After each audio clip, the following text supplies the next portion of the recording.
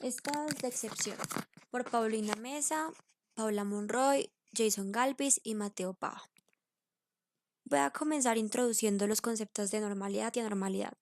En primer lugar, la normalidad se presta para competencias normales, mientras que la normalidad requiere competencias extraordinarias, lo que significa que la normal se basa en el ordenamiento jurídico habitual, mientras que la normal necesita regulaciones diferentes, además que no son frecuentes y le da más poder al Ejecutivo. La historia de los estados de excepción empieza con la Constitución de 1811, o mejor conocida como la Constitución de Dinamarca, que le daba la posibilidad al presidente de legislar por encima del legislativo. Después vino la Constitución de 1886, que introdujo el concepto de estado de sitio desde el artículo 121, que podía ser definido como una norma que fuera causada por diferentes causas exteriores o interiores, pero que su consecuencia siempre era una turbación del orden público. Esto causó que, ya que no había una regulación clara, que el estado de sitio se convirtiera más en una regla que en la excepción y se prestó para muchos abusos. Estos abusos fueron el motor para que se rediseñaran las excepciones en la Constitución del 91. Ahora las generalidades de los estados de excepción. Unos datos son que están desde el artículo 212 al 215 y su propósito es volver a la normalidad. Son declarados con la firma del presidente y todos sus ministros. Además, los decretos pueden únicamente referirse a la situación. Se realiza un control por medio del Congreso y la Corte Constitucional, y las ramas del poder público deben seguir funcionando normalmente. El primero es la guerra exterior, que se da básicamente para repeler la agresión de otro Estado o defender la soberanía, y finalmente para atender los requerimientos de una guerra que ya se está dando. En Colombia, para declarar la guerra se necesita permiso del Estado y los decretos legislativos suspenden las leyes incompatibles con la guerra. El segundo es la conmoción interior. La conmoción interior se da por una gran perturbación del orden público que atenta inminentemente contra tres cosas: la estabilidad institucional o la seguridad del Estado, la convivencia ciudadana, y es algo que no puede ser solucionado por la policía. El estado de emergencia se divide en tres. Se da por una calamidad ya sea económica, social o ecológica. Retos de emergencia económicos, sociales y ecológicos. En hechos distintos a los previstos en los artículos 212 y 213 que perturben o amenacen en forma grave el orden económico, social y ecológico del país, podrá el presidente, con la firma de todos los ministros, declarar el estado de emergencia. Estos decretos deben referirse a materias que tengan relación directa con el estado de emergencia. En forma transitoria podrán establecer nuevos tributos o modificar los existentes. El Gobierno, en el decreto que declare el estado de emergencia, señalará el término dentro del cual se va a hacer uso de las facultades extraordinarias a que se refiere este artículo y convocará al Congreso. Requisitos del decreto de declaratoria de estado de emergencia. El decreto debe llevar la firma del presidente de la República y de todos sus ministros. Incluir una motivación que incluya una descripción pormenorizada de la ocurrencia de los hechos, así como de su gravedad e impacto en el orden económico, social y ecológico. Señalar el término dentro del cual va a hacer uso de las facultades extraordinarias. E incorporar una convocatoria al Senado si éste no se hallare reunido.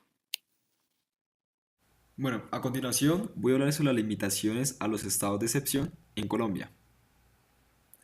Después de la Constituyente de 1991, en Colombia se introdujo los controles institucionales que buscaban velar por las limitaciones que se realizaran en los estados de excepción.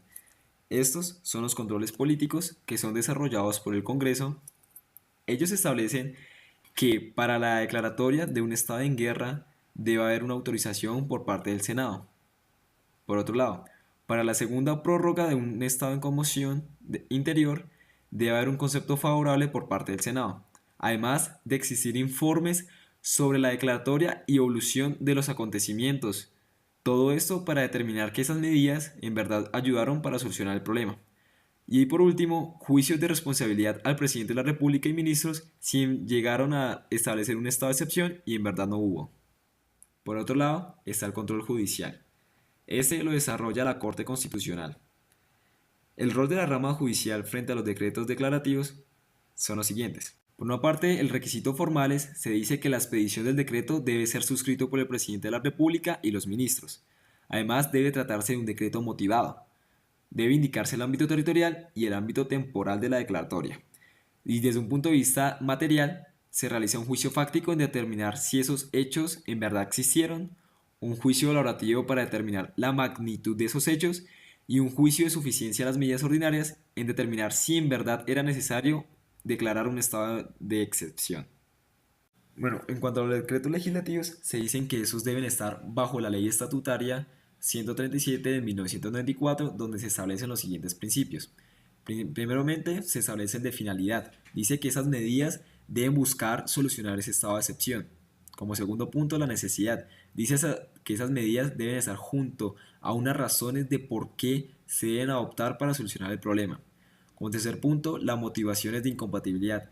Se dice que en algunos casos las medidas adoptadas pueden ser incompatibles con algunas leyes, entonces se debe decir de por qué se deben declarar incompatibles para solucionar ese problema.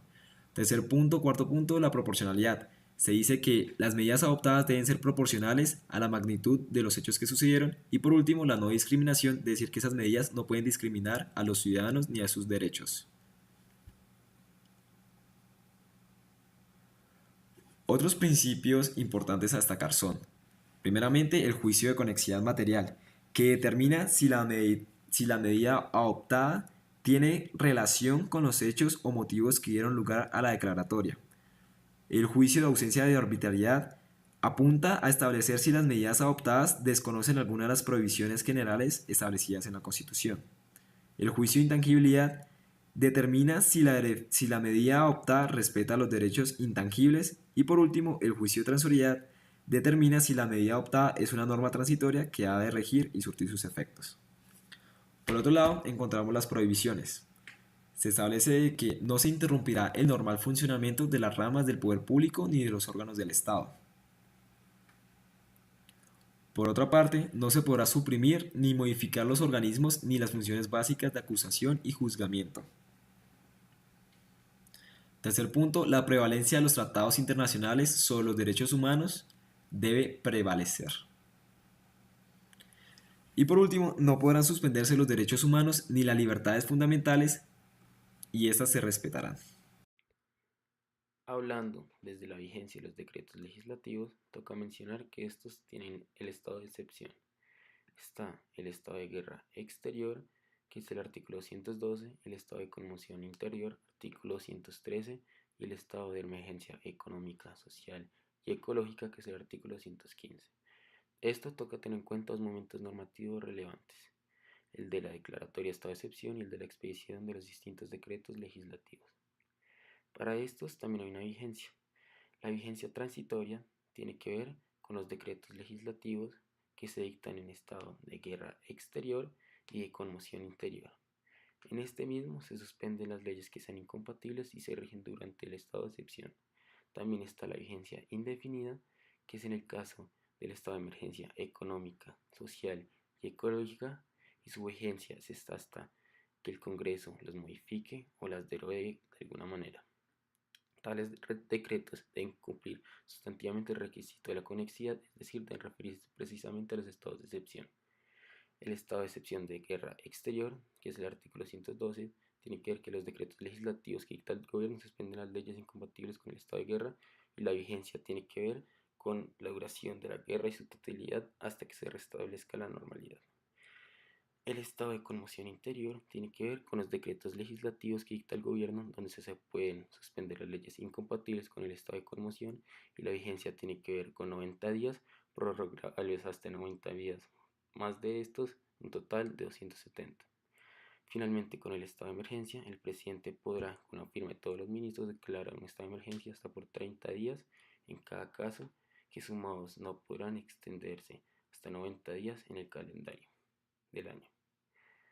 Finalmente, hablando de las consecuencias declaratoria de inconstitucionalidad del decreto declarativo, se ve como, primero que todo, el presidente de la República declara un decreto declarativo, el gobierno representante emite los medios para solucionar la crisis, la Corte Constitucional decide la exigibilidad de este decreto y si al ser inexequible se rige la anulación de este mismo, buscando que la anulación de este. Muchísimas gracias.